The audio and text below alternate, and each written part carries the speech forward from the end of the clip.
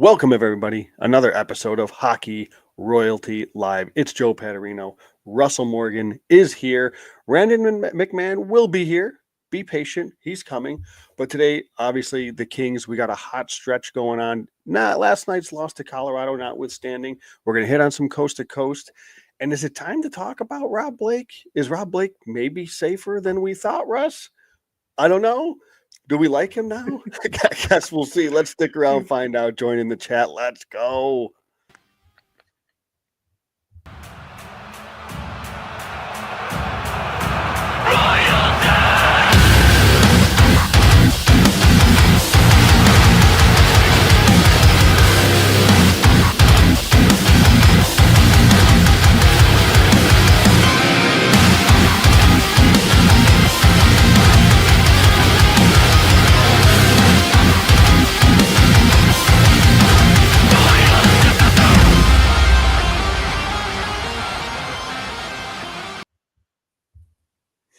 All right, Russ. Well, I got the intro in this time. You know, we talked about last time I screwed up with every time I screw up with the music. I got it this time, sort of. Little hiccup, but we're in. We're live. We're ready to go. The Kings are in second place in the Pacific. Before we get into that, how you doing? The Dodgers, Shohei Ohtani is doing his thing. Baseball's back. How we doing? You're feeling pretty good. Man. Dude, it's like this whole one of the best weekends in sports of the year. Up there. Yeah, it's up there. Men's basketball, obviously March Madness is going crazy. Frozen Four is going crazy. I was able to watch Bentley almost pull off the crazy upset against Boston College earlier today. Boston College they're crazy, even though they're close game. Higgins, Perot, Leonard, all studs. And like you said, baseball, man, the Dodgers. I don't know what to say, but might be breaking that Mariners win record. I don't know. We'll see. It's tough. Are they? There's always the here's my column. The Dodgers are bad for baseball. Like, do you think their Dodgers are? And this is a Dodger fan and a Yankee fan talking here. So, I mean, I personally, no, I don't think they're bad for baseball at all. No. But I assume you don't either. No. Yeah.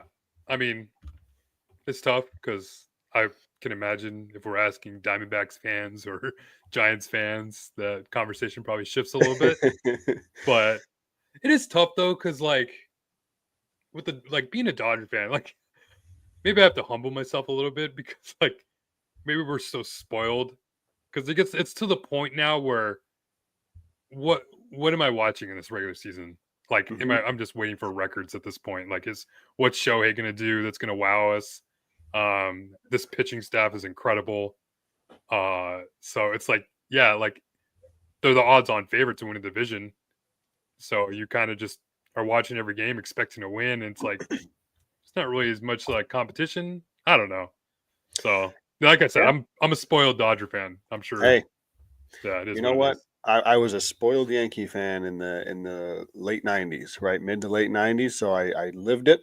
Wouldn't mind getting back to that. But not so sure when that's going to happen. Taking a look in here. Yeah. Your guy Juan Soto hit a home run today. Yeah, he did. Yeah, you didn't need to tell me that, Russ. I'm sorry.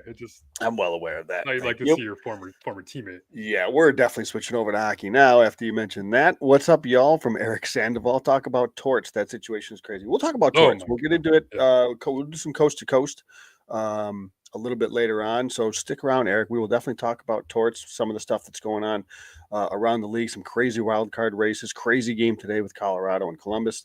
Sting Gaston comes in with the Go Kings Go. Mikey Money, what's up, fellas? Anthony Carrazzo, what's up, boys? Shank Master's always been here. What's up, everybody? Oh yeah, Blackhawks tied with Vegas. Yeah, so obviously, you know, I've never thought the division. I know, quote unquote, technically, it was you're in the hunt for the division because you're only a handful of points out. But I think what sometimes we lose sight of is these teams have to lose, and there's a reason Vegas is first place is they don't lose all that often. But hey, never know. And as Mikey points out, Blackhawks take the lead, so they're winning. Here we go. Yeah, we'll see them. Vegas be winning 5-3 after this is over. So Yep, and the Kraken, as Dan P points out, the Kraken took care of business with the Oilers. Obviously, the Oilers are really banged up. You know, good on the Oilers for winning that first game without Draisaitl and McDavid, because I figure they were going to be out. The ballpark was about a week or so, and so figure I looked at the schedule. It was like 3, maybe 4 games. I'm like, even if they win one game, I don't think that's a bad thing considering the guys that they're losing. So, yeah, I don't think that's obviously not good for the Oilers, but could be good for the Kings. Eric, how did the team? So we ended up in an extremely, kind of gut wrenching 2-1 loss in the semifinal. That was the latest. We had an incredible season, 19-1 regular season. We won the first sectional game, and we had a 1-0 lead in the second, and they scored two quick ones, and we couldn't find the back of that. We scored all season, we just couldn't score. So thanks for bringing that up, Eric. So between you and Juan Soto over here with Russ, a really good start to the show. Appreciate that. So Russ, let's yes, thank you though. Let's get into the Kings' recent stretch. So obviously they had the loss last night in Colorado, 4-0. But before that, they had rattled off 4 wins in a row. They were playing some pretty good hockey. And something that we've talked about or seen a lot this season, whereas there was points this season, where they've lost to Chicago, they've lost to San Jose, teams they lost to. That wasn't the case. They beat up on some teams that they really needed to beat up on, or just beat, even if they didn't beat up on, some of these teams. St. Louis isn't a bad team, but you look at the Islanders game, you look at the, Nashville was in there. Boston's not a good hockey team. The Rangers are not a good hockey team, but they won these games, and that's what you need. And a couple of them they won pretty handily. So, any overall arching thoughts, Russ, from this recent stretch? And obviously, we'll probably talk a little bit more about this Colorado game yesterday if there's anything we take away from that. Obviously, there's a couple of injuries going on right now. So, any thoughts here, Rush, on the recent stretch? Yeah, it seems like I would say the lineups maybe coming into shape a little bit in terms of what we're looking for come playoff time. Scoring obviously was up with the crazy 14-goal weekend, which was highly entertaining. Both games very fun to watch. So it just seemed like everything was clicking. Team was firing on all cylinders, whatever you want to say. So it's great. It seems like a team that very much gets up for the opponent that they're playing against. I've noticed.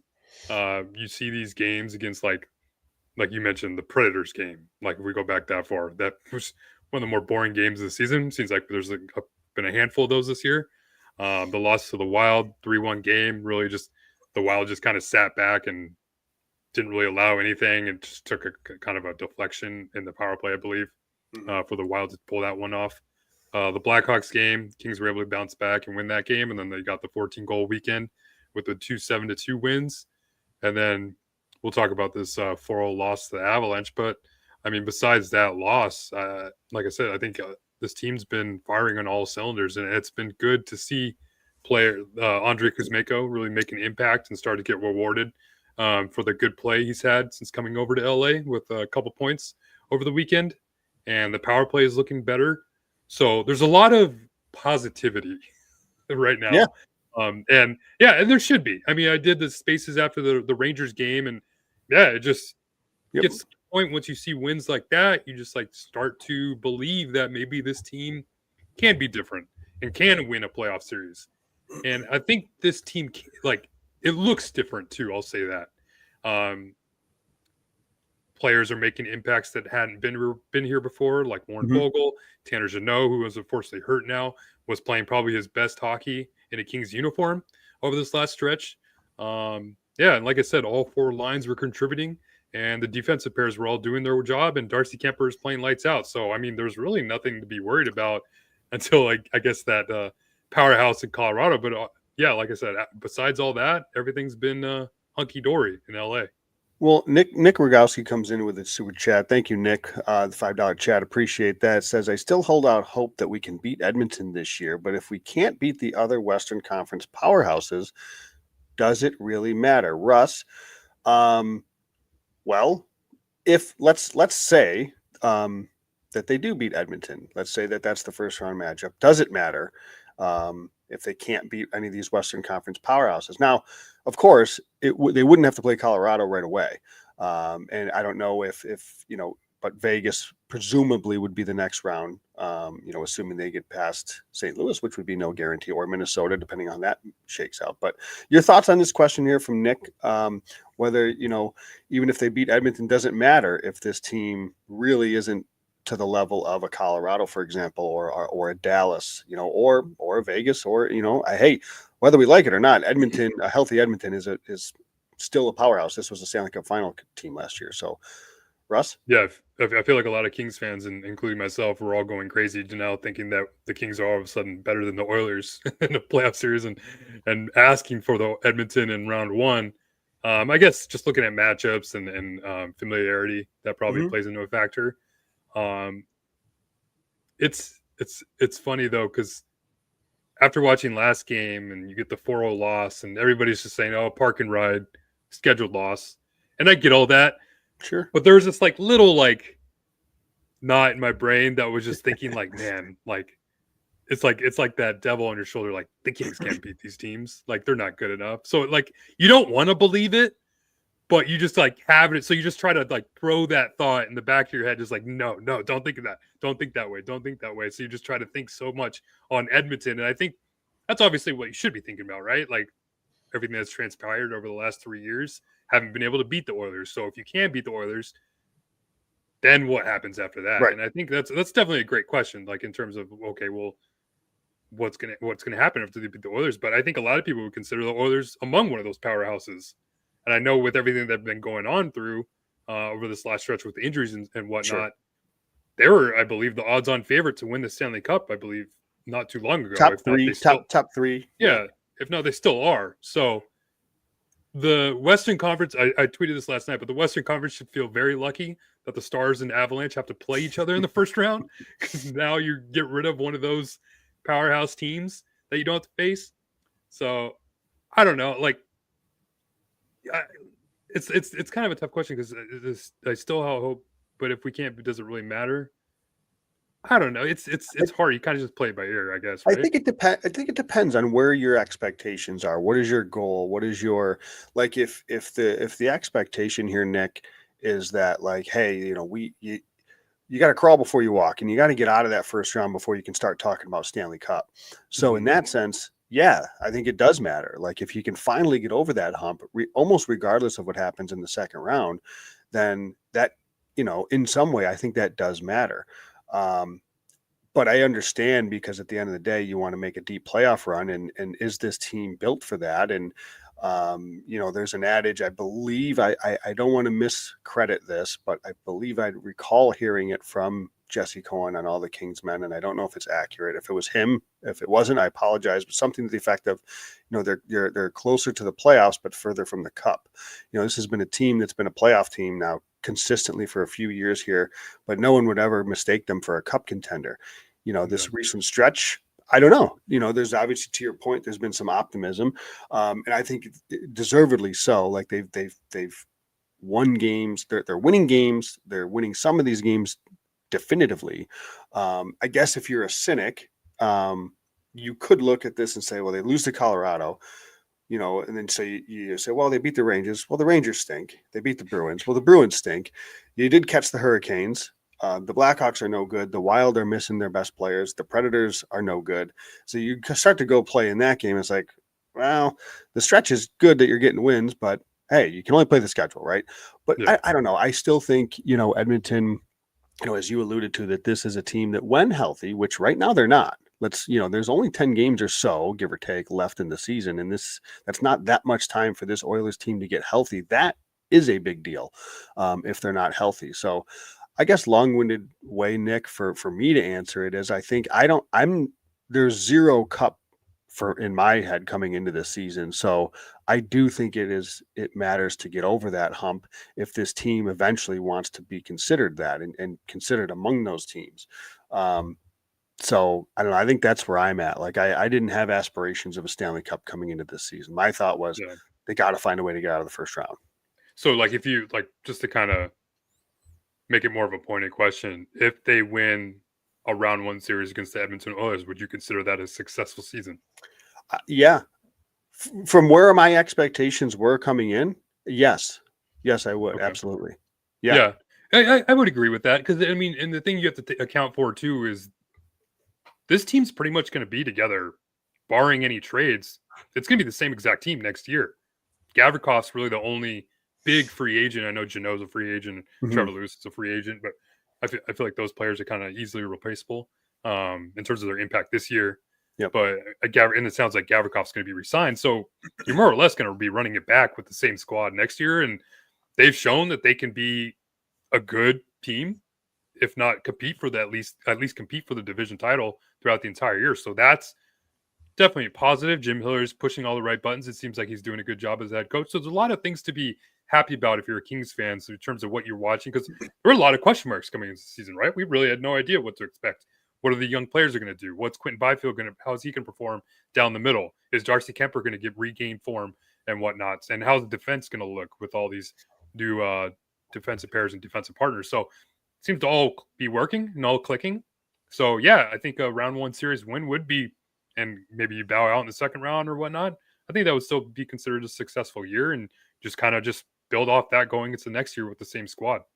Yeah, no, I'm with you there. Thank you again, Nick. Appreciate that. So Russ, you just kind of hinted at when you were talking a minute ago about, the Kings are playing well and you're starting to get a little belief, but there you get this little like hint of doubt after that Colorado game. Yeah, it was creeping in there, man. I'm telling you. Can you talk about what is it about that Colorado loss that does plant that seed of doubt again?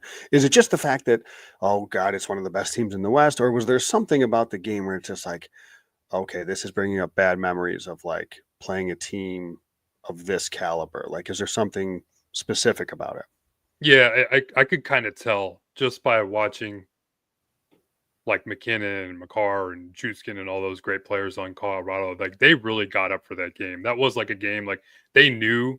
It seemed like they knew like LA was on this good stretch, and even with the road kind of disappointment throughout the year for LA, like they still considered that to be a big matchup for them, and they definitely got up for that game. Makar made an incredible play to set up the first goal. The power play was just doing its thing on that third goal with McKinnon to Drouin. McKinnon's on a 22 game home point streak, which is incredible. And Valery Nichushkin, I don't know if you guys watched the end of the game. For those who didn't turn it off, with like 40 seconds left, he fumbled the puck or kind of missed on a play. They're up 3-0, 4-0. He's breaking his stick on the bench. He's pissed off so much about not scoring or whatever. So yeah, those are players. Like I watched that, I'm like, holy crap! Like these guys are still pissed after winning 4-0 against a team that's been on this incredible run over this month of March. Like, okay, that's a scary thought to consider. Like this team is maybe a little bit further away from competing against a team like the Avalanche, or like, I don't know, maybe the Avs are just that powerhouse team after those moves they made. Because I mean, when you add players like Brock Nelson and Charlie Coyle to that already stacked lineup, and Marty Necas looks incredible on that lineup too. Flying, dude. Yeah, he is so zipping. Yeah, like he's brought like I love Mikko Rantanen. Don't get me wrong, but the style and the speed that Necas is bringing to this team with an already, like when you've got McKinnon just galloping, is kind of scary when you see those guys and the way they skate. Necas is he's probably not like as skilled as Mikko. Maybe he is, but Mikko's definitely more accomplished. But I would say he's definitely quicker. So the Russ players are going to be there in terms of playing with the high-powered or fast skating McKinnon, who's leading on every NHL edge stat that there is. Yeah, they get up and they get after it, and that that's that speed. When I was watching, the game, so I caught most of it or some of it last night before once again falling asleep on the couch, and then having to watch the rest today.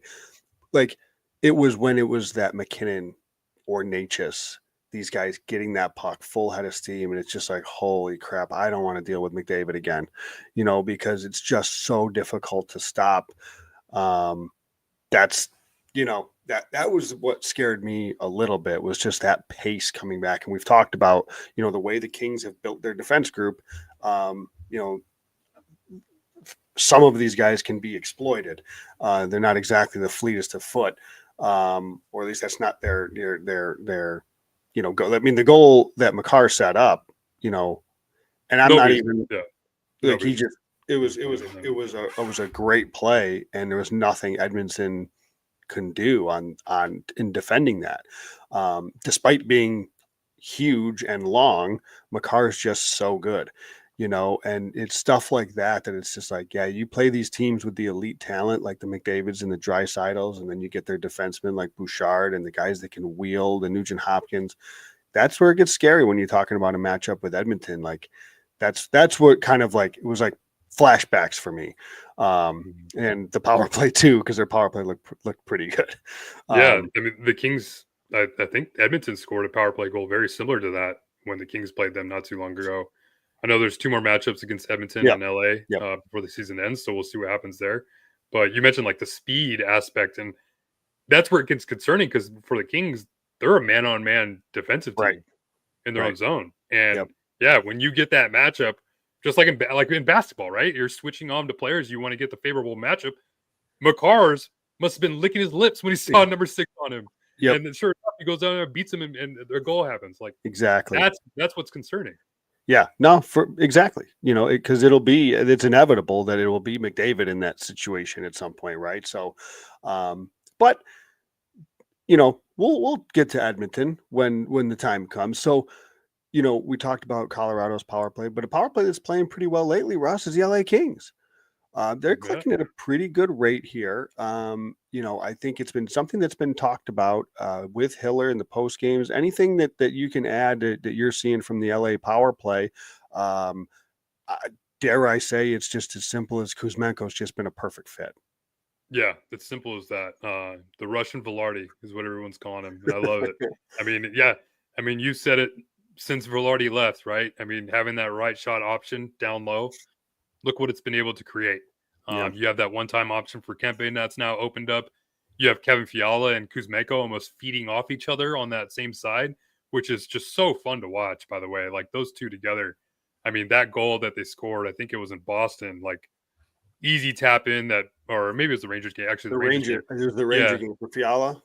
Yeah, he's never scored a goal. Like he's always the guy who has to make that kind of play. And now he's getting those kind of passes, which is unreal. Like the Kings have definitely, and it's like we'll have that conversation about Rob Blake later on, but that's perfect addition for a team and the exact type of player that this team needed that they were missing on the power play throughout the entire year. So it gives you hope, right? Like we had said this a couple podcasts ago or whatnot, in terms of when the power play had been struggling throughout the entire year.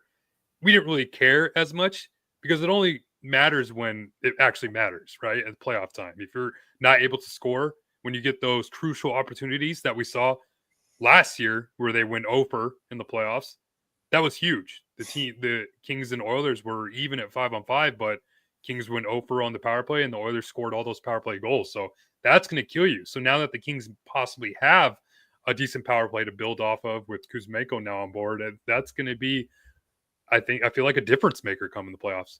Yeah, it's a totally different look. I mean, it is a totally different look. It's refreshing, frankly, to be able to get a power play out there and, you're seeing passing plays and different looks that you just haven't seen from the Kings, arguably since Velarde left. And you mentioned Fiala getting that tap in goal, like the addition of Kuzmenko, it's allowed so much more fluidity from the players. Like Fiala is able to even be in that spot, right? It's not often that he's down in that bottom and that right post at the right side of the crease there. I just think it's opened up so many things. And, even if it wasn't looking good or scoring, which we're starting to see some, like, I still, to your point, don't even really care yet because Kuzmenko just got there. So it's not always, it's going to take him a little bit of time to get really acclimated, get to learn the tendencies, get to learn some of the stuff and where guys are and when and what do guys like to do and things like that. And so he's had a handful of games to build that. He's going to have another 10 games or so to do it before playoff time. So from a power play standpoint, that's really encouraging to me. To have it look not even, it looks good. Like there's times where it looks like a legit power play. And again, throw the season stats out the window with that. It's only going to matter what's going to happen here as we approach April. So that's really encouraging for the LA Kings to have that. And really, and I know it wasn't like a set play or a normal power play setup, but Philippe Deneau chips in a power play goal of his own. That was the Ranger game. Yeah. So, hey, take that contribution when we can get it too. Yeah. What do you think about former Titans question or comment? I guess he said Q should be on power play 1. Boy, how it's really hard to to disagree with that. This Right. guy is one of the hottest. He's the hottest player on the Kings. So the question is, who comes off? It ain't Kuzmenko because he's clearly needed. It ain't Kempe. It ain't Fiala. You're probably going to have a defenseman, so it ain't Doughty. And all that does is point the finger to the captain, who's been a PP1 stalwart in Anze Kopitar. And that's I suspect, a pretty tough call. Now, the other thing I'll add, there's been a lot of calls for Kopitar over the years from fans and from comments and people on Twitter, whatever, that Kopitar needs to come off power play 1. And this isn't just a this year thing. And I haven't been there. Like, I actually genuinely appreciate what Kopitar is able to do on the power play because, I think the difference between, and I don't know yet, I'd have to get a really good look at Byfield with this. And I just don't think now's the time. Right. Mm-hmm. Because Kopitar just can calm everything down. He doesn't panic with the puck. He's got incredible vision. He has a sneaky shot when he wants to use it. He's just so freaking smart that I still trust him. I still have all the trust in Kopitar on the first power play. I totally understand the question. And you know what? Like, if people want to say Q should be out there instead of Kopitar, I wouldn't argue with them because, hey, Q's on absolute fire right now. I just still think that I love what Kopitar can bring to a power play. I suspect I may be in the minority there, but I don't know. This is it's kind of crazy that they're in this kind of difficult predicament. Like, how is QB not on the first power play? But it has to come at the expense of Kopitar, and I don't think that's as slam dunk a decision as some people want it to be. Yeah, he's that calming presence, I feel like, for all the fun players surrounding him, right? How you got Kuzmenko added to the fire as well. That's a tough thing to do. Do you think face-offs maybe come into effect? I'm sure it does. Yes, I'm sure it does. No question. Yeah. No question. Because you look out there, Kempe's not a center, Fiala's not a center, Kuzmenko's not a center, Byfield is, but he's not anywhere near the face-off center that Kopitar is. So I do think that probably is a factor in this too, for better for. Well, listen, if there's any time where face-offs are important, it's certainly special teams. It's overtime when it's 3-on-3, like that. Those face-offs are always in the offensive zone. Exactly. Yeah, you have to win that. So those are. And speaking of that, with the Kopitar question on PP1, what about this? There's Mikey Money comes in, Shankmaster as well. Talked about on the third PP last night. We looked good when we replaced Drew with Clark. What about Clark and Doughty? I know there's calls for that too, Rust. It's the same conversation. Welcome. Right? Speaking of calls speaking of Clark, right? Yeah, it's bring him in. Bring in the righty. Welcome, Brandon. So Russ, thank you. So thoughts? We just talked about QB over Kopitar and PP1 with the question that came in. Might as well tackle this one too. Clark and Doughty, PP1. Thoughts? Yeah. I don't know. That's such a tough conversation. The same thing, I feel like. Yeah. I would just say probably maybe the same thing I said with Kopitar. Not like Doughty's a calming presence in terms of how he's been playing over this last stretch. Not to say he's been bad by any means, but he just seems like he's shaking the rust off almost still. And I would hope that the ankle or whatever he's kind of dealing with still isn't playing into a factor, because you would just want him to be fresh. And it's like I said, it's the same thing. You have that experience. I would say he probably has a better shot. I don't think there's any argument there.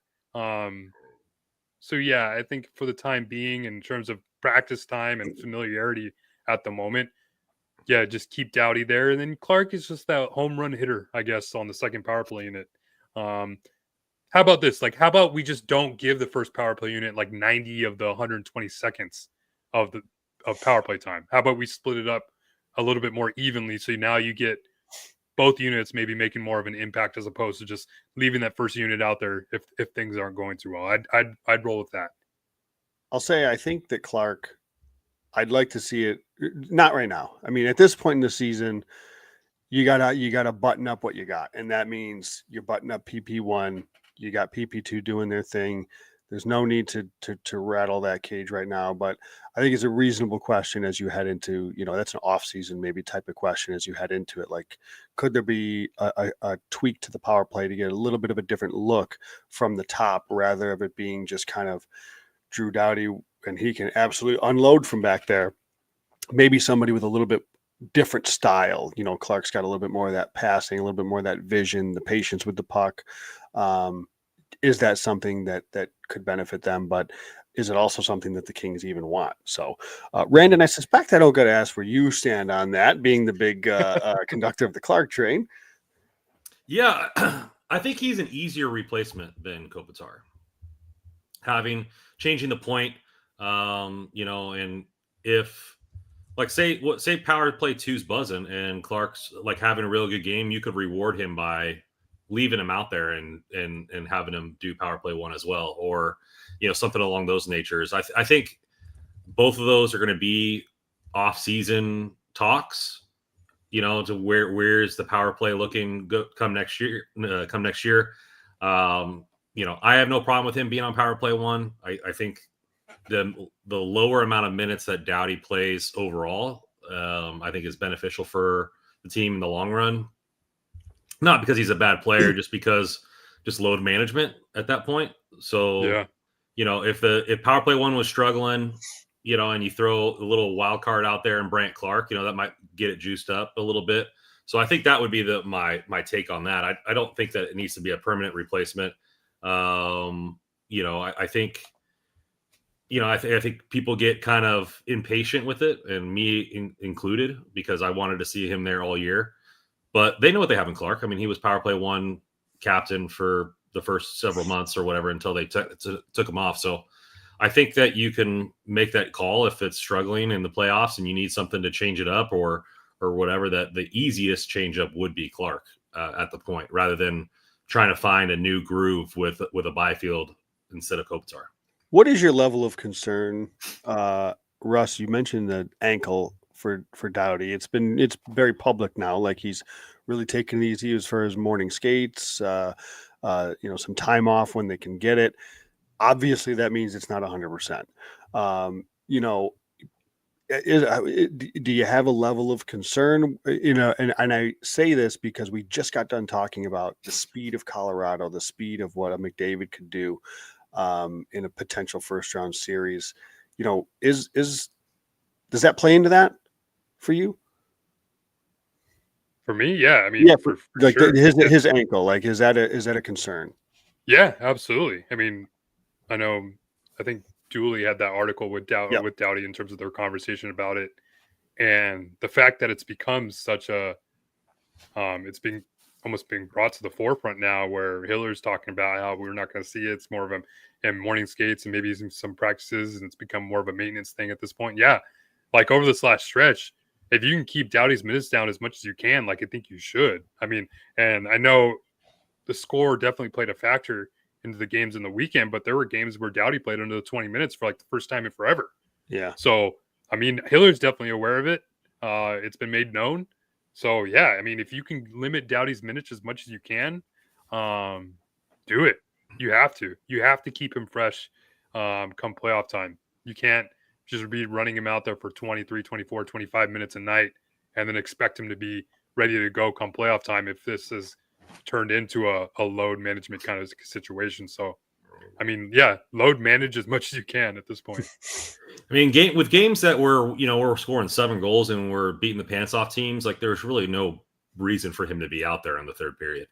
Like, load up Spence and Clark. They're young. right? I mean, load them up and give them some more minutes. Whether you cycle Clark, double shift Clark or whatever, and see what you really have. Like, you look at his points per game when given over 15 minutes. We talked about it. I mean, it's really good, And what if they need Clark out there in the playoffs?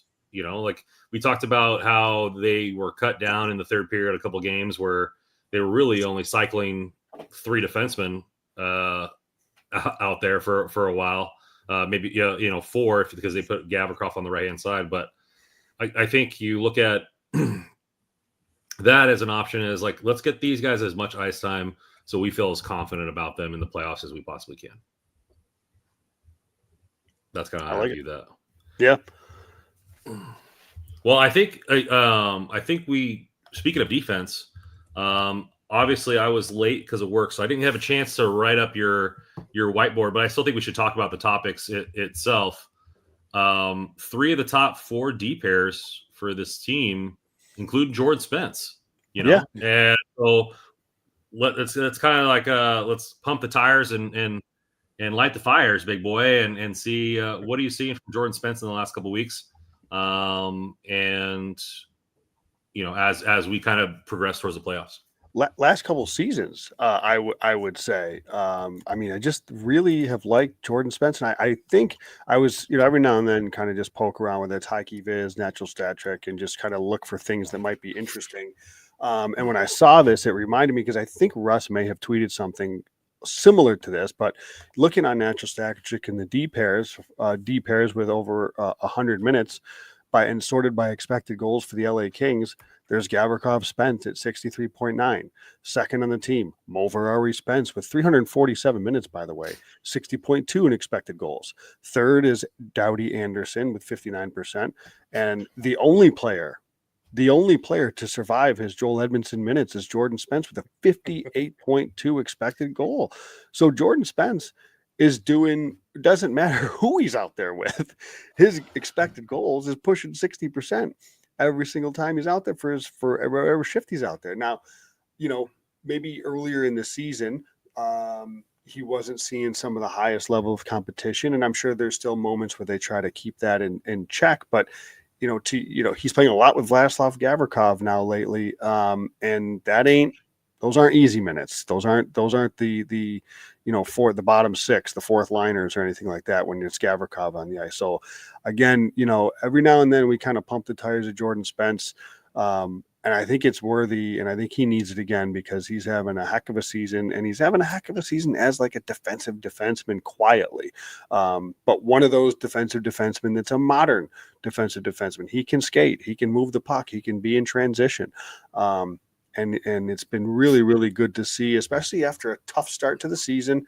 He's really, really evolved his game throughout this year. So it's been great to see. And like I said, Russ, I think that I don't know if I'm misspeaking, but I thought you might have tweeted something similar. So anything you want to add to that, by all means. Yeah, for sure. It was same thing pretty much in terms of top 10 across the NHL. Kings had 4 defensive pairs in there, and 3 of them Jordan Spence was on, including the Joel Edmondson one, and I think the other 2 were Gavrikov and him with Mo Ferrari. Yeah. And I think the one with Gavrikov and Spence is maybe, I don't want to say surprising, but it just almost confirms the good play, because you think of the Mo Ferrari Spence pairing, and every time you saw those numbers at the top of the list or whatever list you're looking at, I just always immediately thought like, oh, maybe he's just out there in terms of like sheltered minutes, like getting those offensive zone starts, not necessarily a lot of D zone time. But like you mentioned, now that he's getting good hard minutes with defenseman like Gavrikov, who's considered one of the better defensemen on the Kings, there's no doubt now. I mean, Jordan Spence is out there playing just really solid defensive hockey. And it's almost like maybe we're not giving him enough love as maybe we should. I mean, we just had a full-on conversation about Doughty and Clark on the power play unit. Spence started the year on the power play unit. Yeah. And now he's been the one taken off of it, and his game hasn't gone down at all, which has been such a great thing. I know Hiller mentioned it after a game the other day, to have that kind of mindset where you're not going to be discouraged in terms of, I mean, he's a young player, and you're not going to get discouraged being taken off a power play unit, and now you're just stuck playing 5-on-5 time and maybe even some PK time, and your game is still playing at a high level. So, I mean, that's huge right now, because now, like I mentioned earlier, if you're going to be running back pretty much the same lineup next year, barring any trade or free agent acquisition or whatnot, I mean, Jordan Spence, Gavrikov is probably going to be your second defensive pair. And if you're getting this good production in this small sample size, I would say it's 100 plus minutes, a decent sample size. But if you're giving this good production, I mean, that's a very good sign that the Kings can run back pretty much the same defensive core next year. Yeah, I just got to give him his stick taps, and chances are we do see the same six back next season, and we will get into the extension with Gavrikov because pseudo King Jacob Chikrin has signed a contract. And we'll get that into the next segment. But I think it's nice, and hopefully the Kings start trusting these guys more. And Spence has earned it with his play with Gavrikov. Like you said, it's not easy minutes, because Gavrikov is considered probably the best defensive defenseman on the team. And so you want him out there against the best forwards, which means Spence has got to get put in the same environment, and he's answered the bell so far. Yeah, I wonder if, I know, Joe, we've had this conversation we talked about this the other day, when it's late in the game, either tied or really close, up by one, Hiller's always felt confident in terms of sending out Anderson, Doughty, and then Gavrikov, Edmondson. It's getting to the point. I know, I was okay with it at that point. I forget when it was, and you shared some numbers and whatnot. But I was like, yeah, I get it. To have Edmondson out there, you want to fortify a lead a little bit, so it makes a little bit of sense. But now I'm getting to the point where it's I just would like to see Spence get that opportunity at this point because he's shown he can do it. I can understand. You get late, you're clinging to a lead that, like Brant Clark. I get it, right? His minutes, the defensive side of the game is still not, where it probably will be. And he's never going to probably be known as an, elite defensive defenseman. But so I get it from a late in the game type of thing, buckle down. With him, I don't know. To your point, I kind of want to see Spence. I don't know, because I think there's still this kind of old adage mindset of, you just want the biggest guys to clog stuff up. Mm-hmm. And, maybe that has value sometimes. Maybe just being so big you get in the way, right? But I don't know. I think there's value in a guy that can move around and use his brain and defend, in different ways and maybe get the puck on his stick and able to be able to get it out. I don't know. Yeah. Well, remember my counter to you was I told you, I understand, if you have only an Edmondson and Gavrikov out there and you limit players or you take away the opportunity from a Spencer Clark, you're never going to be able to get the puck out in terms with possession. It's always just going to be, you're going to fire it down the ice as quick as you can. You're probably going to get icings, or Joel Edmondson's going to get those 200-foot plus whatever empty net goals that we saw. Yeah. But it was funny, those icings, that's exactly what happened in the Rangers game. There was 2 to 3 icings happened late in the game where I believe it was Fiala, Byfield, and Laferriere were stuck on the ice for 2 minutes. Mm-hmm. So because all they could do was ice the puck. And I was thinking, man, this is exactly what I told Joe was going to happen. And sure enough, it's happening. And now I'm thinking, holy crap, maybe it's not exactly what you should want. You should want those guys, those skaters I would say Jordan Spence is easily the best skating defenseman on the team. You want to have that opportunity to be able to skate the puck out or even make a play to a forward or whoever else, to have that opportunity to just get the puck out without or preventing an icing, and then maybe even leading to a better empty net opportunity. So just maybe give Spence a chance, because you're not going to see it. You're not going to know until you see it. I agree. You know how a team doesn't score? When you got the puck in the other end. So also true. And there was a video the other day with Clark and how he's one of the top people at producing more offense for the Kings, and Jordan Spence is obviously, with him, the top 3 of the top 4 deep pairings have him, and the Corsi has been excellent. Maybe you just stop switching things up at the end of the game. You're winning and your teams are producing for a reason. I understand if Clark doesn't have the defensive acumen, but instead of battening down the hatches and hoping things don't score, why don't you push the pace in the other direction? It makes no sense to me, especially on a tie game. The tie game, you're going to take the offense out of the equation completely and just play passive. You know, I totally agree with you in a tie game. Totally agree with you. I will say, in a 6-on-5 situation, you're just inevitably going to be defending, right? Yeah. So that's where Clark is a little bit more limited. So I can see that in a 6-on-5 scenario. Yeah, when they pull a goalie, that's I think a different scenario. But they were doing it with 8 minutes left. You know what I mean? Sure. Yeah. Right. Yeah. Yep. And a close game. It's like in football, right, Brandon? Like when you have a lead and you're just playing prevent defense, you're just playing to lose. You're not playing to win at that point. Because you're giving 8, 12, 15-yard chunks up because all your corners are playing back. You know exactly, and that's essentially what the Kings are doing when you're they're asking playing for trouble. You're playing your defensive defenseman. You're not going to produce anything offensively. Well, I think it's going to be something interesting to kind of keep an eye on as we go down the stretch and really see how they look in late games and where the minutes are at. So we're going to flip it over to our next segment, Coast to Coast. And Coast to Coast is brought to you by one of our sponsors here at DraftKings. The NHL season has been predictable as a puck rolling on the edge. No one knows where it's going, but that just means that there's time for your favorite team to figure things out and games left for you to get action on at the DraftKings Sportsbook, the official sports betting partner of the NHL. It's super easy for first-timers to get started. Try betting on something simple like picking your team to win. Go to DraftKings Sportsbook, select your team, and place your first bet. I'm looking at the game against the Maple Leafs. Over or under is at 5.5. Negative 108 for the under, negative 112 for the over. Odds are subject to change. So where you pick the over or under, where you pick the money line, DraftKings has got you covered. So go to DraftKings. Listen up. New customers get 150 in bonus bets instantly when you just bet $5. So download DraftKings Sportsbook app now. Use code THPN. That's code THPN for new customers to get 150 in bonus bets instantly when you just bet $5. Only on DraftKings. The crown is yours. Gambling problem? Call 1-800-GAMBLER. In New York, call 877-8-HOPE-NY or text HOPE-NY, which is 467-369. In Connecticut, help is available for problem gambling. Call 888-789-7777 or visit cpg.org. Please play responsibly on behalf of Boot Hill and Casino and Resort. 21 plus age and eligibility varies by jurisdiction. Void in Ontario. New customers only. Bonus bets expire 168 hours after issuance. For additional terms and responsible gambling resources, see dkng.co/audio. NHL and NHL Shield are trademarks of the National Hockey League. NHL and NHL team marks are property of the NHL and its teams. All rights reserved. Copyright NHL 2025.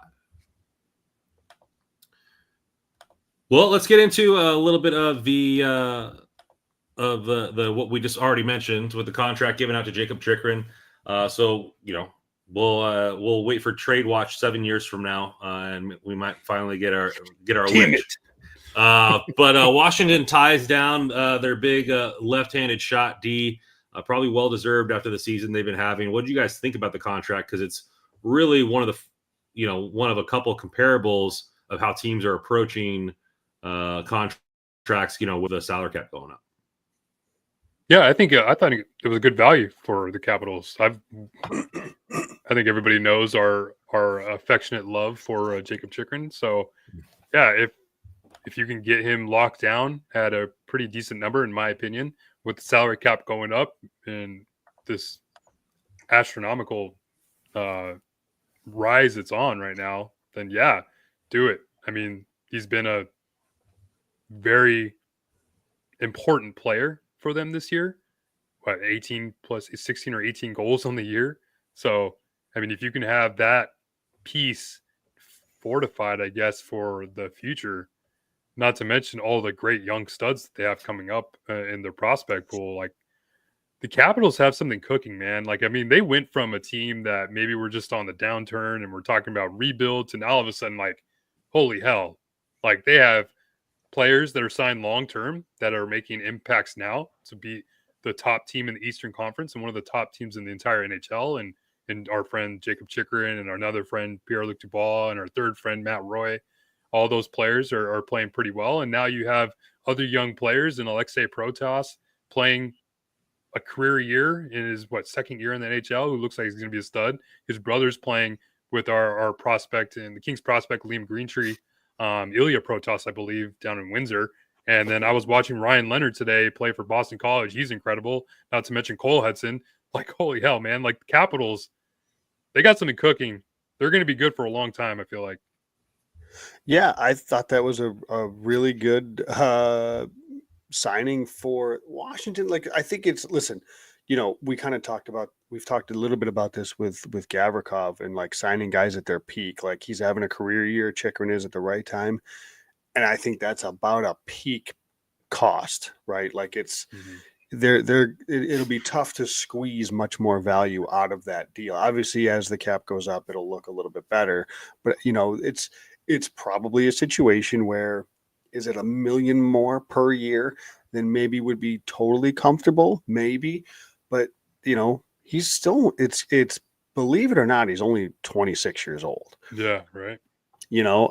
He's still he's been around forever, but he's still, it's his mid 20s. So, this is a guy where you're talking about, I've always talked about being hesitant on years on the term, and I always am going to be, but it's a little easier to swallow when he's 26, as opposed to 29 type of thing, So, I like it. Is it a tick high on the money?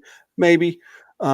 But if you're Washington, I don't think it's a big problem for them. I don't think they've got too many, big ticket guys that they've got to really be concerned about right now. So, and he helps to fortify and solidify a pretty good defense group, probably underrated defense group. That's a pretty they're so solid good. six. I like them quite a bit. So, yeah, I like it.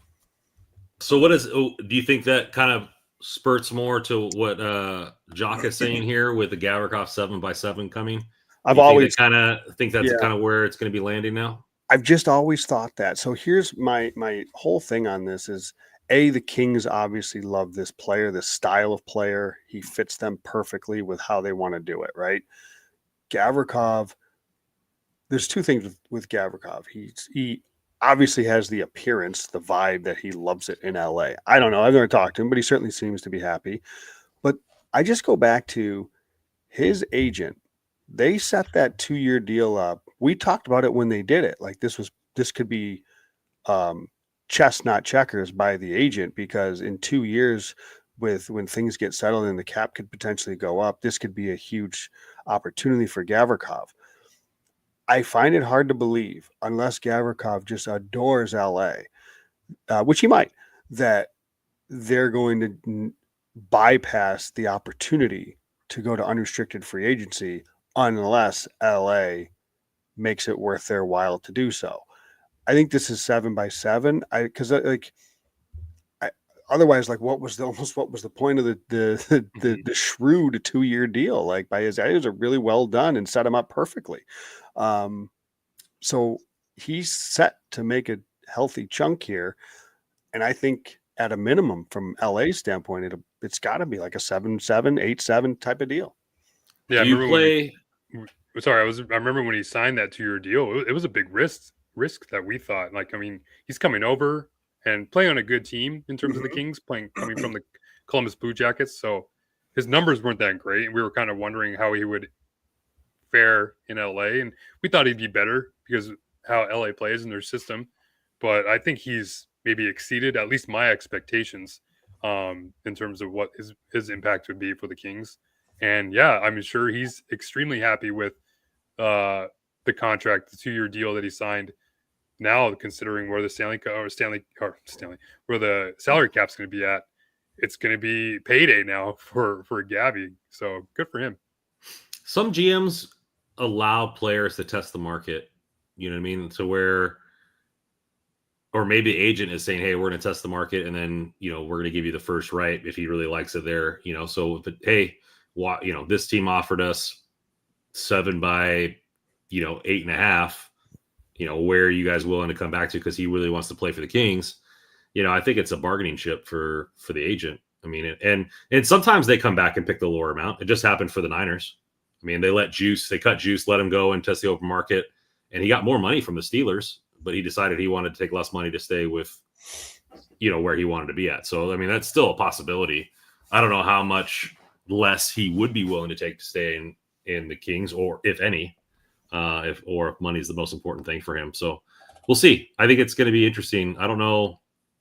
I think you're right, Joe. If they want him to stay now, they're going to have to over-offer, I think, what maybe they would want in order to get him to not test free agency. But as an agent, you always want him to – you always advise the player to test free agency because that's where people overpay the most to get free agents that they want. Yep. Yeah, Yep. 7x7 is not cheap either. That's even what with I'm the saying. salary cap going up where it is. I mean, it's gonna be a player who's 29, right? He's gonna be 30 next year or in November. So, I mean, we're saying 7x7, throwing it out like it's cookie or whatever. This guy's gonna be 37, making $7 million a year. Yeah. Yeah, no, that's the thing is I do think that's a healthy deal. Yeah. But I think that's like otherwise, because I think if he goes to free agency, off of the defensive season he's having, go look at the left-handed free agent market, right? There's not that many big players there. So, I don't know. I kind of think that LA has to pay, and I think a 7x7 type of deal, is what we're looking at. Would you say anything? And I'll ask you both. Would you say anything above? Because it's tough. Because I forget which GM said it, but they said the term and the number aren't always. They can't be tied together. They're always different. So you can't say he gets 5 years by 7 or 7x7. No, that's not how it works. But in terms of let's just set it at a 7-year deal. Would anything over $7 million be considered an overpayment in your guys' opinion? Yeah. Where's the walking point for you to say, hey, that's too rich for my blood? I mean, if he goes 7 years and over $7 million, that's a lot. That's a lot. So $7 million the cap where you guys would feel comfortable with? Yeah, I would say. I mean, I guess. Yeah, I mean, I still think that's high, but I understand it because it's hard to like not give him he's having a really good season, so I get it. It's just you start to look at these guys that make that, and I understand where the cap's going, so I know it's not necessarily apples to apples, but guys that make that much, they have that kind of second element to their game, from either an offensive or just kind of transition puck movement type of style that he's obviously great defensively, but there's not a whole lot else when it comes to it from the other side of the puck. So that's usually you start to get up in that $7 million range. It's those D-men that can do both. So I don't know. I mean, I wouldn't go above that. Yeah. If he signed a $7.5-8 million deal elsewhere, I'd be like, okay, then the Kings, probably did right by not paying that much. Yeah. I'd agree. Well, Philadelphia went different direction there with their coach. Torts out. What's next for Tortorella? What's going on with Philadelphia? How do you guys kind of view the whole situation? Oh my God, that was. I mean, I don't know. When was it? On Tuesday when that post game came out, where he talked about, he pretty much just said, "I'm not cut out for this. I can't coach a team that's going through what they're going through." Like, he pretty much just quit right there, essentially. I mean, to have a coach like that who's won a Stanley Cup before, who's up there in terms of big name coaches across NHL history, to say something like that for a premier franchise in the Flyers. I know they haven't won really anything, but they're always considered one of the better franchises across the league. That's just eye-opening. And after that, I was like, I mean, if he's not quitting, I mean, he's definitely going to get canned, because you can't have a coach come out and say that, who's coaching a bunch of young talent, a lot of good young talent on that team. I mean, and he's been pulling strings, a lot of questionable strings that maybe have worked, haven't worked with Michkov. And I know there's that big thing going on with Cam York, who was disciplined. Yeah. I believe they couldn't actually scratch him because they had to have a certain amount of players actually playing. So he just sat in the bench and didn't play the entire game. I think I heard at one point, or someone said, I think on Friedman's 32 Thoughts podcast today, he said that he got his stick taken away from him. So he was just sitting on the bench without a stick in his hands, which is so crazy. Weird. I know they said that it was a team violation or something. So who knows what the story is there, but there's just so many question marks with the Flyers, and it was just got to the point where like they have to make a change because with all the young talent that they still have, they were just kind of spinning their tires right now. So something had to change. Like I mean, most of the teams that need coaches are going to be rebuilding teams, right? So like, if he doesn't want to be a part of another rebuild, but he's the type of coach that takes a team that is towards the tail end of the rebuild into relevancy. Like, is Anaheim a spot, or is he like a player like Zegras would destroy his brain? Like, I mean, like where right? Where would that would be fun to watch? Tortorella coaching Zegras, that would be entertaining. I mean, I guess there's probably going to be other firings or parting of ways in the offseason, but like, is there a team that you see needs a coach that you'd be like, oh yeah, that would be a good fit for?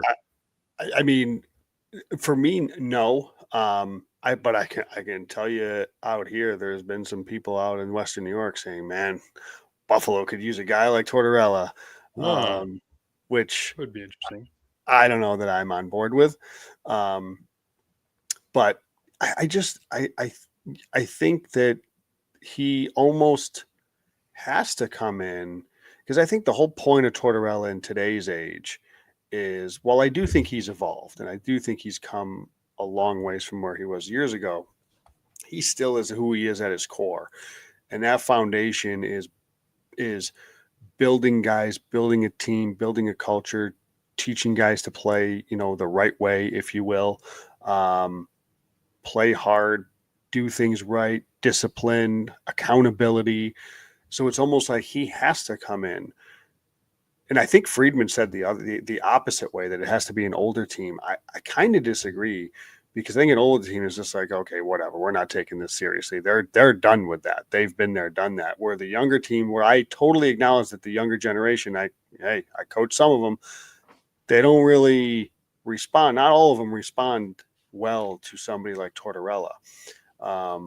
But it's almost as if he has those like building block kind of foundations that he's trying to build. And if you can instill that in a young team, that maybe even after he leaves, those traits stay with them and they can carry over into a new coach who can modernize the rest of it. But they've got that core in them of like playing hard, doing the right things, whatever it might be, little things and accountability. So to me, that's where that his value could be.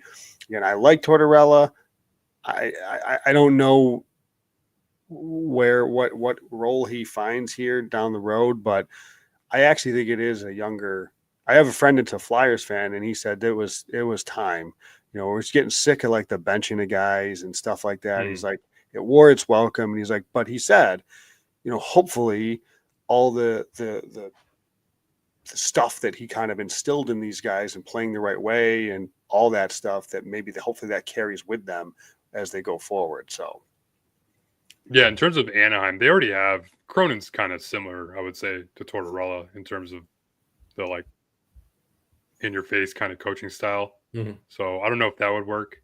Buffalo, kind of the same thing. Like we just talked about, like, I don't know if he would work with younger players, and they have a bunch of young talent there that's kind of trying to figure it out.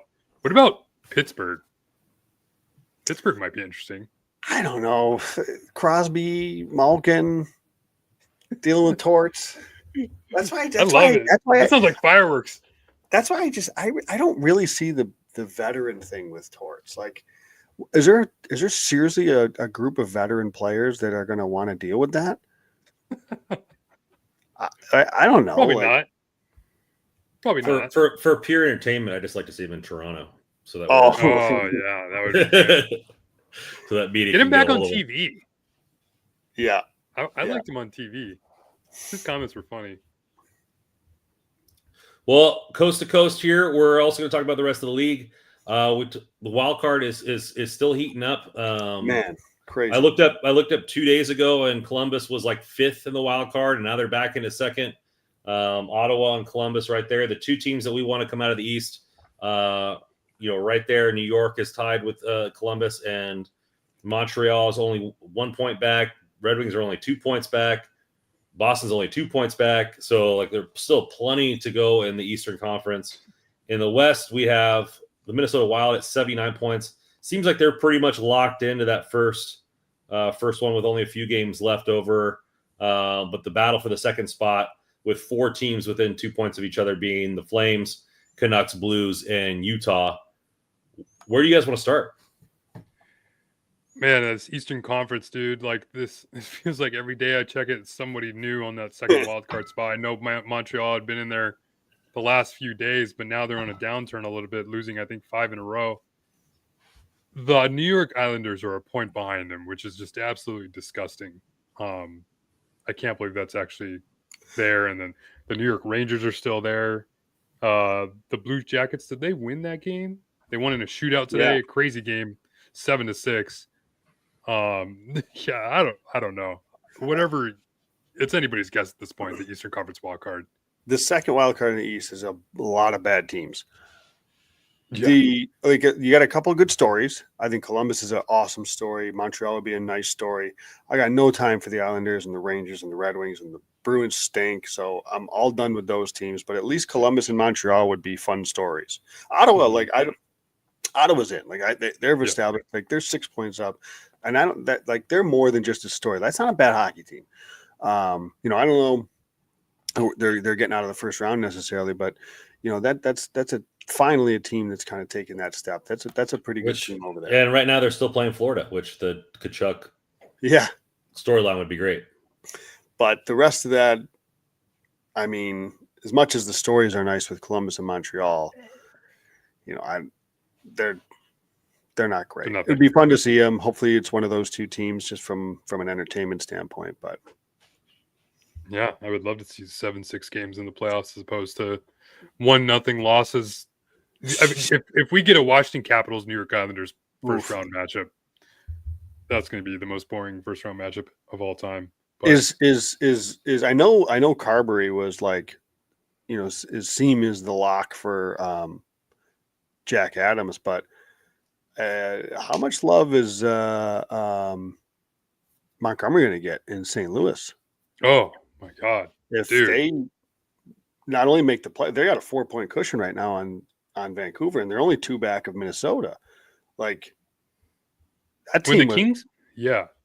When the Kings played that stretch of games against the Blues, that was so eye-opening because that game, or those 2 games that the Kings played at home, and I went to both games.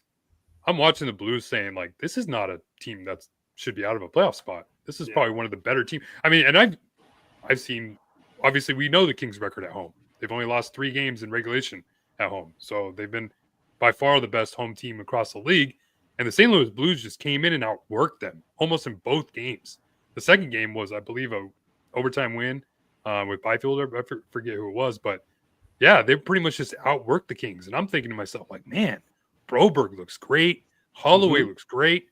Braden Shen looks great. Like, this team is going to be able – this team might actually win a playoff series with how they're playing and how Montgomery's got him coaching. Like, I'm saying, if I'm the Golden Knights or the Winnipeg Jets, I'm freaking out a little bit having to play that St. Louis Blues team in the first round because, I mean, it was pretty much a given a few weeks ago that the Minnesota Wild would be the first wild card team. And now the Blues are only 2 points behind them. And with the Wild still going through all the injuries with Kaprizov not skating, Eriksson Ek, all the stuff that's going on there. Like, I mean, the Blues could easily catch them. I think the Blues have won 8 in a row. I mean, I would love if the Blues ended up playing the Golden Knights in the first round. Get one of those 2 out because both of those teams scare me. I mean, I really like what St. Louis is doing. As much as Calgary was kind of fun, that's obviously kind of slipping, and Vancouver, they're a mess right now. But yeah, I love what St. Louis is doing, and Minnesota, if they get healthy, all of a sudden becomes a little bit scarier. Like when they beat the Kings, without, as you just mentioned it with some of their guys that were missing, Kaprizov, Eriksson, Actor, Brodin wasn't there. They get these guys back, Minnesota becomes a little scarier. Mm-hmm. I think the Wild would have their way or the Jets would have their way with the Wild in a first round matchup. I don't know about have their way. I think that's right now they're playing Vegas. Oh, Aren't they? oh, that's right. Yeah. That's right. Okay. Yeah. Man, And the Vegas Blues won Jets, again. man. Yeah. That would be good games. Still only we're 5 points back of Vegas, and Vegas won again tonight. Yeah, we talked. I mentioned this earlier, Randon. A lot of folks talk about the division, and like I get it. Like points wise, the Kings are there, but you say, oh, they're only 5 points back with 10 to play. Well, yeah, but that means Vegas got to go on quite a losing stretch here, and they're good. They're probably not going to lose a lot of games. So, not to say it can't happen, but it isn't exactly likely. Right? So, I'm not really focused on, the division necessarily. I do find it somewhat interesting. Elliot Friedman actually listened to 32 Thoughts today that Edmonton doesn't seem, I guess probably they got bigger concerns with wanting to get healthy, but doesn't really sound like they care where this series is played. LA, Edmonton, I heard that. There's not really, they don't care. Which is crazy. Is it? You think? Well, I think they think that we are little brother to them. They've dominated the last 3 years. They're like, who cares? We could play this on a sheet in the middle of nowhere and it wouldn't matter. Like we own you. We own you.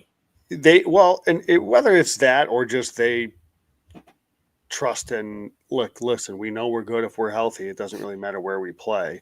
I think that's if you're that good of a team, I think that's a mindset that makes sense. Is this weird?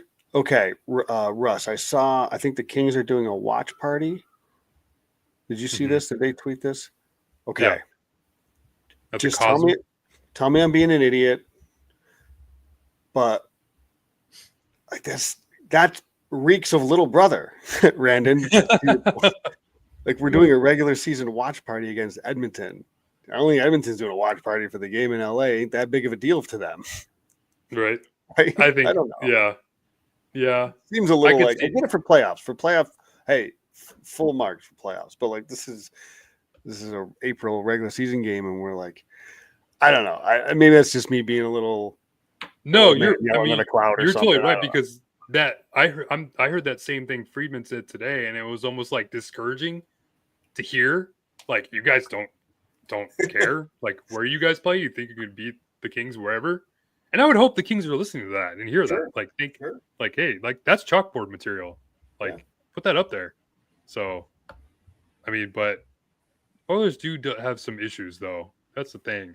They're not nearly as deep of a team as they've been in the past, in my opinion. I know there's talk of them getting Evander Kane possibly back. Trent Fredericks can be there, obviously. Their trade acquisition from Boston. So the whole Connor McDavid injury situation has been very up in the air. I wouldn't be surprised if he's just there for game one. Like so, I don't think there's any thought of him missing playoff games. But man, like I don't know. Yeah, Edmonton seems very confident that they don't really care about home ice. I know the Kings are every player we talk to Moore, Kemper, everybody.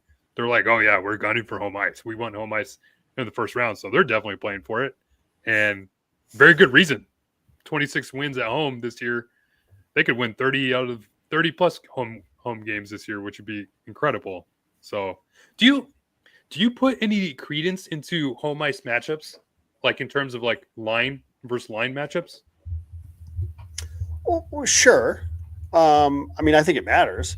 I don't know that, again, like kind of to what extent does it matter is especially when you're going against the competition of like McDavid and Draisaitl. In some ways it matters more, but in some ways it matters less because they're just going to get theirs. You know, they're going to win those battles. And even if they don't win them on the score sheet, they're going to win the possession battles. You know, when McDavid's on the ice, they're going to spend more time in the Kings zone. When Draisaitl's on the ice, they're going to spend more time in the Kings zone. You know, it's is LA finally in a position to actually take advantage of in the bottom six matchups, you know, and how LA decides to do this, I'm very interested in. You know, are they going to put Kopitar against Draisaitl again and Danault against McDavid, which is what we've kind of seen in the past couple playoffs. And that in theory, you know, if those guys can hold their own, I guess the thought there would be is let Byfield fly in the other matchups in that line, or do they go kind of strength on strength? Because, I don't know, like, will the Kopitar line, be able to, it just depends. Those guys are going to have to do a job defensively, obviously. So I'm interested to see what they decide to do. And I don't know if they'll tip their hand in the game that's upcoming here, but yeah, I mean, I do think it matters, Russ. I mean, I think especially in a series where, it should be a tight series in terms of games. I think last year, it was I was pretty comfortable that was going to be a short series. And I don't have that feeling this year. Like, the Kings are definitely in a much better, position depth wise. The emergence of Byfield, Kuzmenko's addition, has really changed the outlook from a forward standpoint. So they're in a better spot, I think, to compete with Edmonton this year. So I guess it just depends on what those matchups look like. So, I mean, I think it matters. I don't know how much it matters. It's hard to say. Is this the best team under Blake's tenure that he's put together? Yes, in my opinion. Yeah. I mean, I think team. I think last year, it's weird because last year heading into the season, I was way more optimistic than this year heading into the season. Which, because I was a big believer in PL. So I thought we'd see a little bit more. I was hopeful we'd see a little bit more Clark and all that stuff. So, I thought the year prior had an opportunity to be so. It just didn't work out. So given that, yeah, I would say this year is. Mm-hmm. Yeah, easily the deepest team the Kings have had, at least in the stretch against the Oilers. I mean, Kemper's playing lights out. There's Vezina conversation around him. Look at defensively. All three defensive pairs are playing pretty well. And, I mean, before Tanner Jeannot and Turcotte got hurt the other day, like, we were talking about the fourth line almost every night about how the impact that they were making. And more or less it was just because we hadn't seen a fourth line make an impact at any stretch during the season. And now all of a sudden you're getting pretty good fourth line play. And it's really – that's the thing too. It's like the fourth line wasn't losing momentum. Like, you would throw the fourth line out there like we saw against Colorado. They got scored on. They were hemmed in almost every shift that they had, at least in the first period.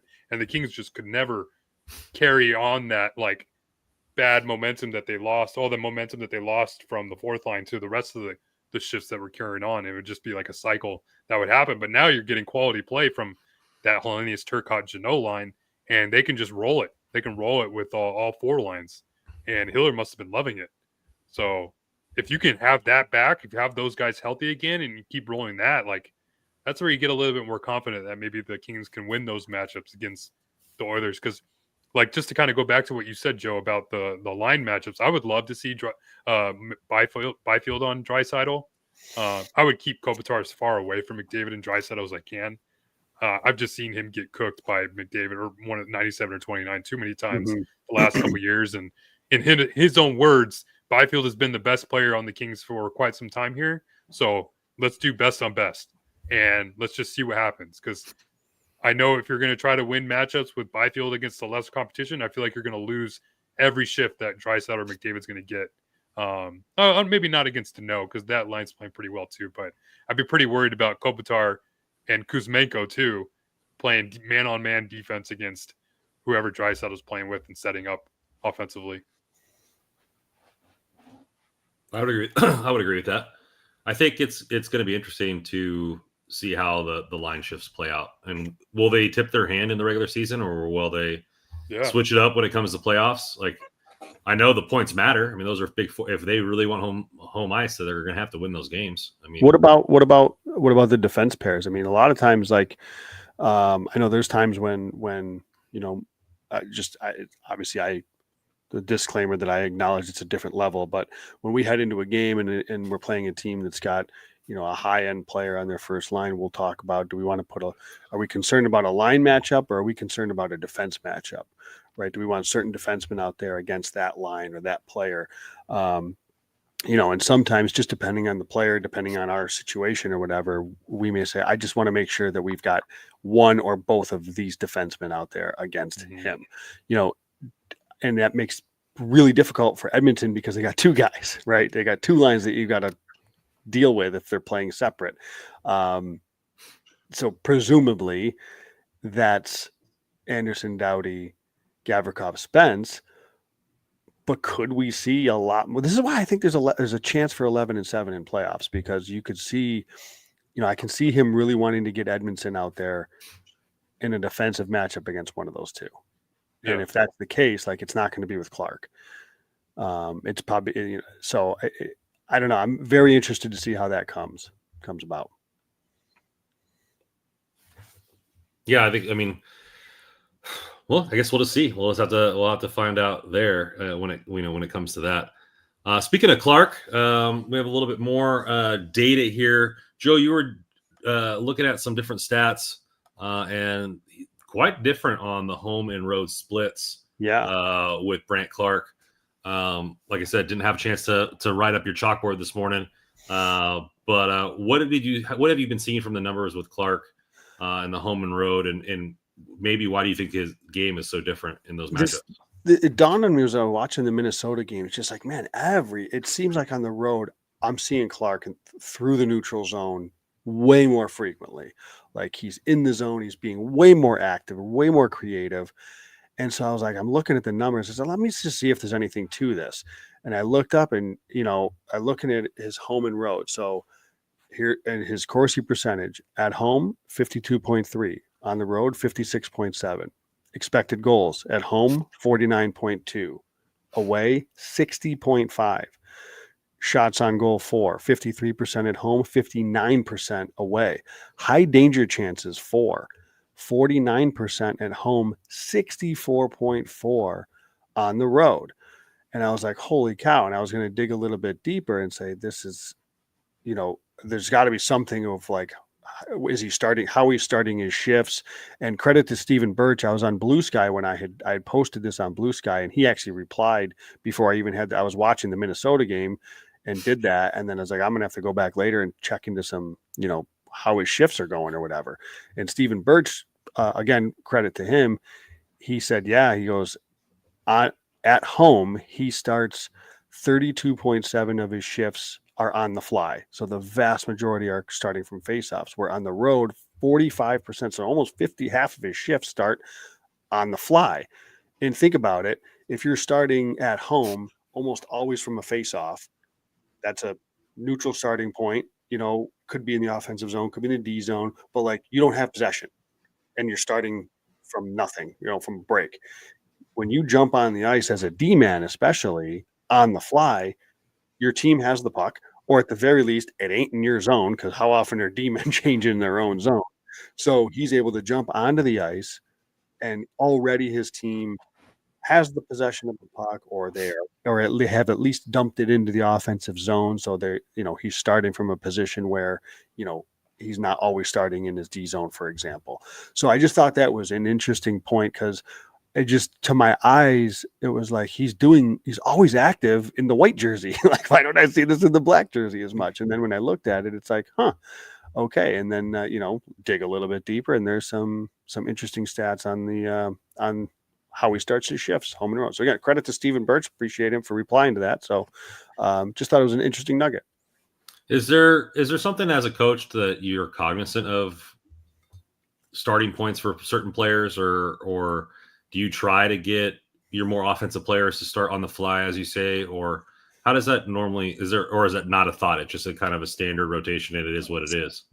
For me, so I run the forwards, and I will try to find opportunities when I can. I mean, we'll usually run 3 lines, but if there's an offensive zone face-off and it isn't necessarily the top line's time to go, if the situation warrants it, if we are kind of needing a goal, or if that line's just buzzing and they haven't gotten one, I'll skip a line and put them back out there and say, we got an offensive zone face-off, so I'll try to get them out there. That's usually, where I'm trying to do it. I mean, I'll say this though. and there was somebody had tweeted, I think it was Hockey Think Tank, which is a great. They do a lot of great stuff on Twitter. There's a podcast too, but a lot of the stuff that they tweet out is great. They talk about the importance of line changes, and setting yourselves up and making sure guys are set up in a good environment, because you don't want to be a team that's out there. You're in the offensive zone for like 30 seconds, 40 seconds, 50 seconds, now a minute.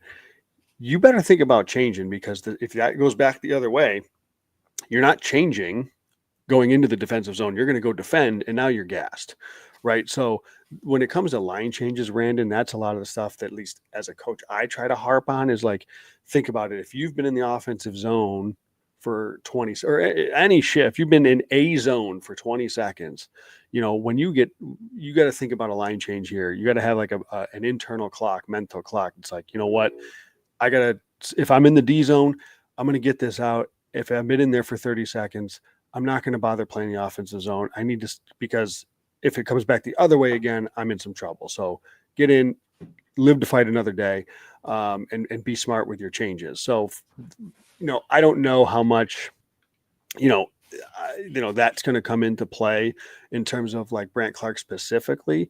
But obviously they have less control over matchups on the road. So maybe there's opportunities for them to try to find those spots. And those are going to be on the fly. Because obviously on a whistle, they're not going to have the last opportunity. So perhaps that's where DJ Smith is saying, you know what, I can see an opportunity here. So we're going to get him out here and make this quick change if we can get possession and get out of the zone. Yeah, it's just I just always find it interesting, those little small nuggets, because there's so much to the game that as a coach, I've never had a privy to think about. I mean, like you have that little nugget there of having that experience. Now is, when you're at home, you have the last change. So obviously you have the ability to set up matchups how you want. And so I guess maybe, like you said, on the road, like in order to get him in an advantageous situation, the fly is the better opportunity. Yep. It could be a situation where, if they see that, in that particular game, Minnesota had put out a line, could be who knows, maybe they put out their third line or something like that. And so if the Kings are able to get possession of the puck and start to get out of the zone quick, maybe that's an opportunity where they say, let's get Clarkie out there on the fly here and see if they can take advantage of something. That it could be stuff like that happens throughout a game. And I suspect everybody's obviously on board and they understand what's going on when that stuff happens. So yeah, I mean, it's just tougher on the road, especially at that level. So, man, you got to be thinking about that stuff like lightning quick all the time. Yeah. I'm thinking like right now, man, that's crazy.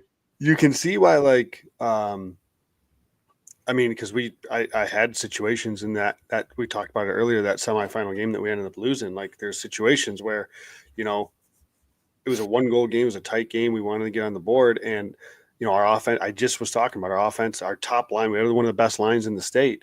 And, they've been out there for 30 seconds, but, it's one of those things where I make eye contact with them. Like, hey, it's an offensive zone draw, so I'm leaving you out there, but I'm going to trust that you are going to recognize if you don't, that we're going to make a smart line change. So it's, sometimes you win them, sometimes you lose them though. I mean, I have some sympathy for the coaches a lot of times, because, you're trying to make the best decision possible, but sometimes they don't work. Hockey, man. So many little details. Oh, yeah. Love it. Well, we have about let's see, what was there 11 games left in the season for us? Yeah, 11. 11. Yeah.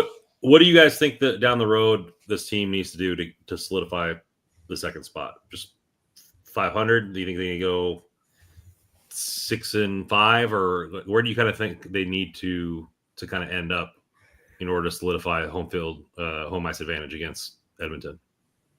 Well, I mean, they're lucky because they have all those home games left. So this stretch right now that they're in, where we talked about the Avalanche game, if they would have won that game, I think it would have been a surprise to anybody.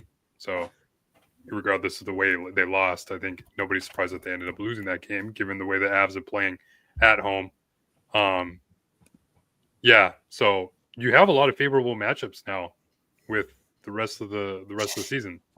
I think there's 8 games remaining at home, starting with a back-to-back this weekend. And I forget who asked the question earlier in the chat, but somebody said if we thought that they would get up for this game on Saturday or tomorrow against Toronto, and yeah, I would definitely think so. I'm sure they're aware that it's going to be on Hockey Night in Canada.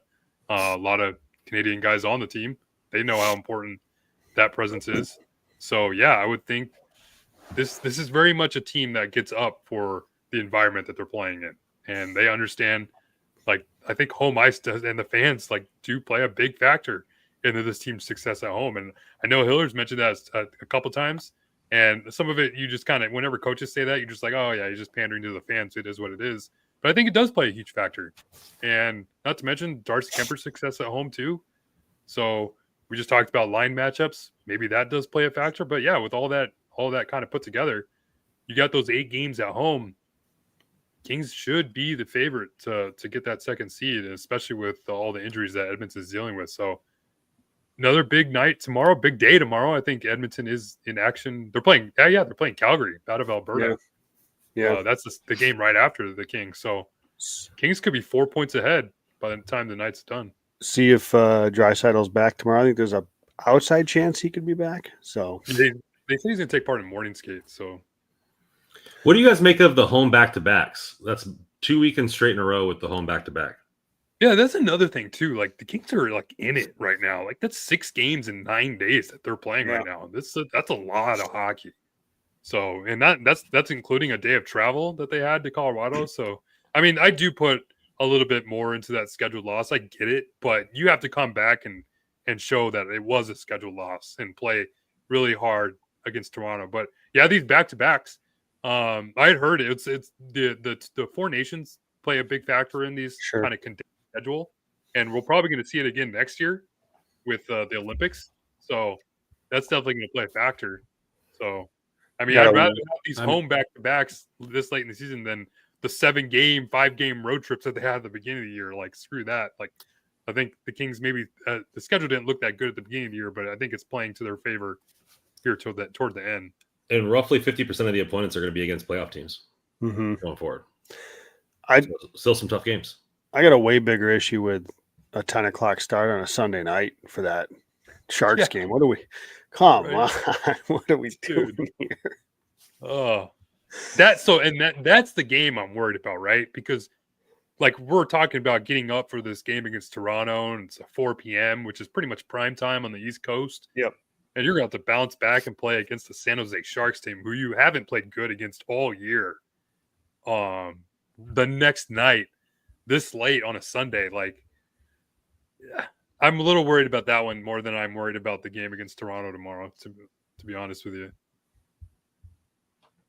Do you guys fun too. Yeah, they are. That shootout win the other night, they both. Oh my! Will Smith with the dangles, man. Yeah, I mean, you look at the next 5 games. You got the back-to-back that starts with a good Toronto team, then home to Winnipeg, at Utah, which I know that ain't an easy one, and then they got the Oilers. That they got a little stretch here that's tough. We'll see how they come out of it. Mm-hmm. Be interesting to see. Well, thank you guys for joining us tonight. As always, you can find all of our articles at hockeyroyalty.com. Please hit that like button on your way out. I just want to say appreciate my co-host for holding it down in the beginning until I got here. So appreciate you guys there. Thanks for keeping the chat lively. We always appreciate our fans. Right now, we still got our shirts. If you want to go get the Trevor Moore shirt or the Let Kev Be Kev shirt, hit Russell up on the DMs or the Hockey Royalty account. We'll get you guys right with your shirts there. Going to be down the home stretch here. That's the whole point of this episode. Is it's down to the last few games. We'll see how the Kings turn out, and it's looking like another battle against Edmonton. And I think this Kings team is probably the most well-equipped to handle that battle. So we'll see how it goes.